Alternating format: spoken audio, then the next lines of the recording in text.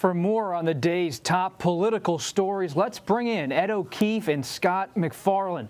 Ed is CBS News' senior White House and political correspondent, and Scott is a CBS News congressional correspondent. Ed, let's start with you. The U.S. economy, it shrank 1.4% in the first 3 months of this year, losing ground for the first time since the early part of the pandemic. Behind the scenes, Ed, what is the White House saying today about those who are now raising fears of a possible looming recession? Well, behind the scenes and out in public, even the president said, of course, he's always concerned about that possibility, but he doesn't see that happening right now.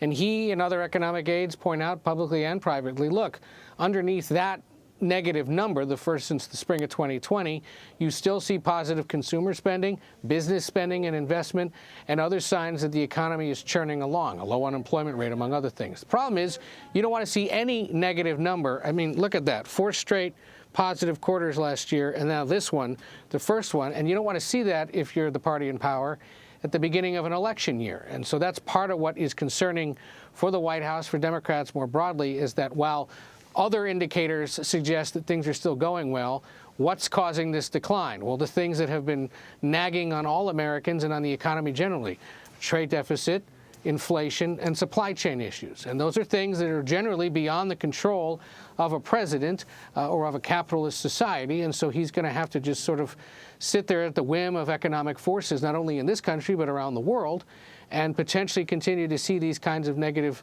results as the supply chain crisis tied to the pandemic continues not only in this country, but of course also over in China, where there are these dramatic lockdowns that have led to slower production and slower exports. So big concern for them. I suppose the silver lining, and this they would say, is at least it's happening this part of the year and not come late summer, early fall when ballots are being cast.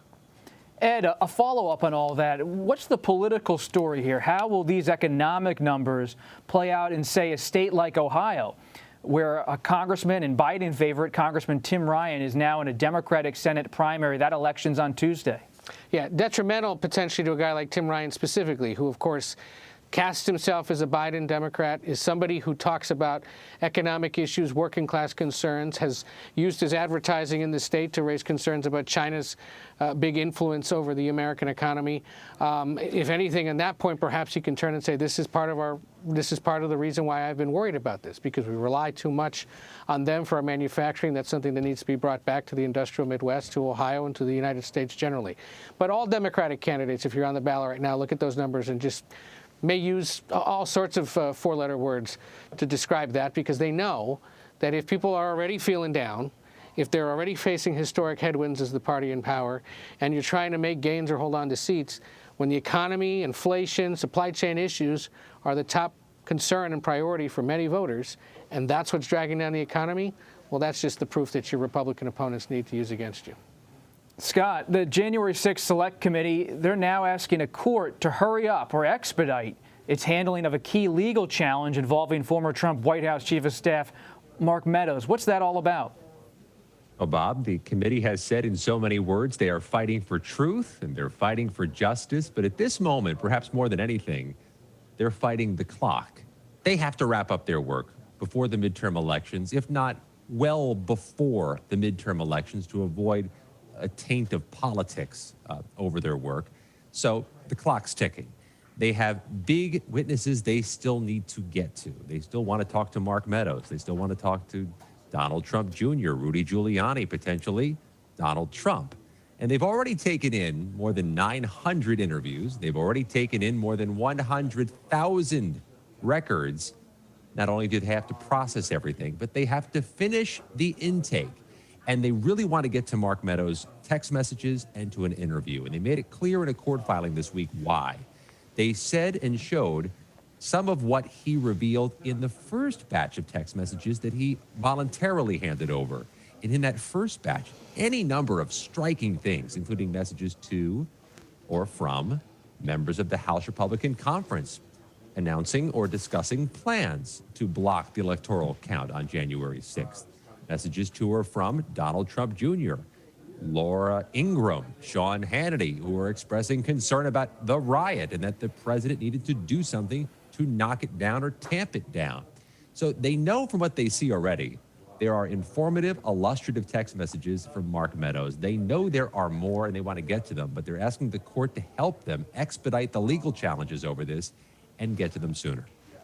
Scott, you've spent the past week speaking with House Republicans about the fallout of those leaked audio tapes of House Minority Leader Kevin McCarthy. What's the latest on that front?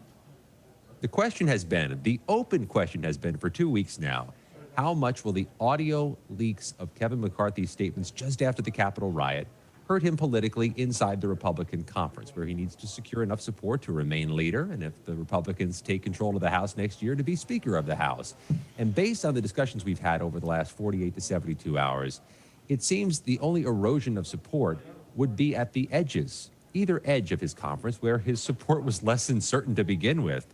We talked to Matt Gaetz of Florida yesterday about whether the audio in which McCarthy criticizes Gaetz by name may impact his support of Mr. McCarthy. And Congressman Gaetz says he doesn't support him any more or less than he already did. We asked other members, maybe more in the middle of the conference, and they said that the tapes are a distraction and that McCarthy maintains strong support in his conference. McCarthy's already been criticized by Adam Kinzinger, a member of the January 6th committee who's leaving the U.S. House at the end of this term. So any erosion, if there really is erosion, would be just at the edges. But as we all are watching, as Ed's watching, as I'm watching, as you're watching, Bob, the magic number comes next January 3rd or 4th. If Republicans take the majority, Mr. McCarthy needs a road to 218 somehow, some way. Ed, President Biden has said he will attend the White House Correspondents' Dinner on Saturday, despite the Vice President, Kamala Harris, testing positive for COVID in recent days. What are the precautions surrounding the president's visit? Well, we've learned that the big one is that he's skipping the meal and only showing up for the entertainment portion. This is, of course, a hours-long event that happens at the Hilton here in Washington. Thousands of people invited. There is a seated dinner. He won't be there for that part of it. Instead, he'll show up closer to showtime for what promises to be, the typical award ceremony, some other speeches by our colleagues who are leaders of the White House Correspondents Association, and then remarks by the president and the evening's entertainment, our colleague Trevor Noah. We can say that because he works for Paramount as well. So, that'll be that part of it is what people who don't attend the dinner usually see and are familiar with. It's just he won't be there for the earlier portions. That's because this is an event that draws thousands of people into a very large ballroom with high ceilings. But given that he is the president, that they have gone to great lengths to protect him from the virus and the potential national security and public relations and other effects that would come with him potentially getting it, they want to protect him as much as possible. But the White House is committed to having him there, understanding that at this point in the pandemic, it's better to have him out and about, visiting the country as he has in recent days, as he plans to next week, and going to Alabama, for example, and that, you just got to wear a mask and potentially, not show up for the whole event. But for now, he's planning to be there. Scott, Madison Cawthorn continues to deal with a number of issues up on Capitol Hill this week. What's the latest in your notebook on the freshman congressman from North Carolina? For the youngest member of Congress who basically just got here, he has had quite a series of run-ins with either law enforcement or with his own colleagues. This incident at the Charlotte Douglas Airport this week, his second time with a gun at security at an airport, his second time being stopped. He has a driving without a license issue from March, a citation for that to answer to. And he's had some controversial statements, which has had him run afoul of his own leadership when he called Volodymyr Zelensky a thug. He made that reference to perhaps some in his party engaging in orgies and cocaine. So the issues are stacking up. The question becomes, how much of support does he get in his upcoming election cycle, which is going to be a tough one for him after redistricting in North Carolina. But I'll also note this, Bob. Late today, members of the House Committee on Homeland Security issued a statement that they'd like the TSA to answer for how they're doing with stopping guns at airports. There have been so many, by the hundreds this year, and they mentioned Madison Cawthorn by name in their news announcement. Ed O'Keefe and Scott MacFarlane, thank you so much.